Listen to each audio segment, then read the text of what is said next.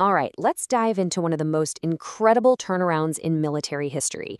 We're talking about going from a brutal massacre that almost completely crushed a revolution to a shocking whirlwind victory that literally created a new nation. I mean, think about it. The entire story of Texas independence really boils down to this: a horrifying massacre, a battle that was over in just 18 minutes, and poof, a new nation is born. It's wild. It sounds more like a Hollywood script than something that actually happened. So that brings us to the big question we're tackling. How on earth does an army totally reeling from a devastating defeat manage to turn the tables so completely and so fast? Well, to understand the miracle victory, you first have to understand the tragedy that fueled it. Yeah, so our story doesn't start with some big moment of glory. It starts in a really dark place, with a chapter that almost snuffed out the entire revolution: the Goliad Massacre. Okay, so let's set the stage. You've got a few key players here. First up is James W. Fannin. He's the Texan commander at Goliad. Then you've got his famous opponent, General Santa Anna, who's also the president of Mexico. And the scene for this whole tragedy is the Presidio La Bahia. That's the fort where Fannin's men were stationed. Now, Fannin had this reputation for being, well, indecisive.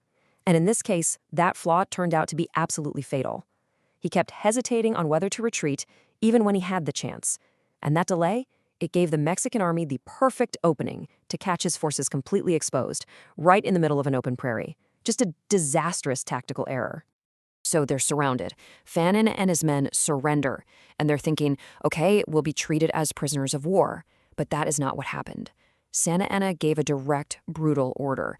And so on Palm Sunday, roughly 350 of these Texan soldiers were marched out and executed. It would become known forever as the Goliad Massacre. And you know, what makes this even more tragic is that there was actually disagreement about it on the Mexican side. General Urrea, the man who actually accepted Fannin's surrender, was horrified by the order. He actually pleaded with Santa Anna for mercy for the prisoners. But Santa Anna? Nope. He was determined to crush this rebellion and refused, cementing his reputation for being absolutely ruthless. When news of the massacre got out, it was just devastating. You'd think that would be the end, right? But it wasn't. Instead of breaking the rebellion, it forged this new hardened resolve. The tragedy at Goliad actually became the fuel for a legendary comeback. And that's where this famous rallying cry comes from: remember the Alamo, remember Goliad. Suddenly, this fight wasn't just about some abstract idea of independence anymore. Oh no. Now it was personal. This was about revenge. Goliad completely transformed morale from fear into this white-hot desire for payback. And this is where the two leaders really come into focus: Sam Houston versus Santa Anna. It's a total contrast. Santa Anna, feeling pretty good after his victories, gets overconfident. He even splits up his forces. But Sam Houston, he plays the long game. He's patient, he's strategic, he keeps retreating, gathering more men, just waiting for that one perfect moment to strike. And Houston's plan, when it finally came, was just brilliant and so audacious. First, the timing. Attack at 3:30 in the afternoon. Why then? That was siesta time. He knew the Mexican army would be resting, totally not expecting an assault. Second, use that surprise to hit them right where they camped. And third, this was the masterstroke. He sent a scout known as Death Smith to destroy Vince's Bridge. That was the only escape route for either army. This was it, all or nothing.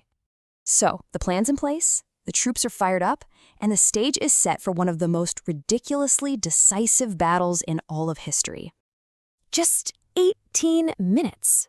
Let that sink in for a second. 18. That is it. From the moment the Texans charged the complete collapse of the Mexican lines, the main part of the Battle of San Jacinto was over in less time than it takes to watch a sitcom.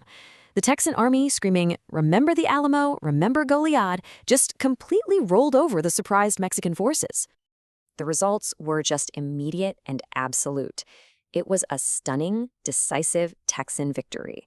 Sam Houston himself, leading the charge, took a musket ball to the ankle, shattering it. But, and this is the big one, Santa Anna himself was captured the next day. They found him trying to hide in a marsh. Talk about a turn of events. I mean, capturing the enemy's head of state on the battlefield, that's a huge deal, a total game changer. But believe it or not, the war wasn't officially over yet. That was going to take some negotiation. So, with Santa Anna as their prisoner, the Texans had him sign what are known as the Treaties of Velasco. These were the agreements that were supposed to officially end all the fighting. The key parts: Mexican troops had to withdraw, and Mexico had to recognize Texas as its own independent nation. Okay, so a signed treaty. That sounds pretty final, right? End of story. But there was a pretty big problem. You've got to ask yourself, does a treaty signed by a leader while he's a prisoner, basically under duress, actually count? And the answer to that? A big, resounding no. The Mexican government immediately said the treaties were worthless, arguing Santa Anna had no authority to sign them as a captive. And to be fair, the Texans didn't honor all their parts either, like immediately releasing Santa Anna. So yeah, the promises were broken on both sides. But here's the thing, the real takeaway. In the end, the ink on those treaties didn't really matter.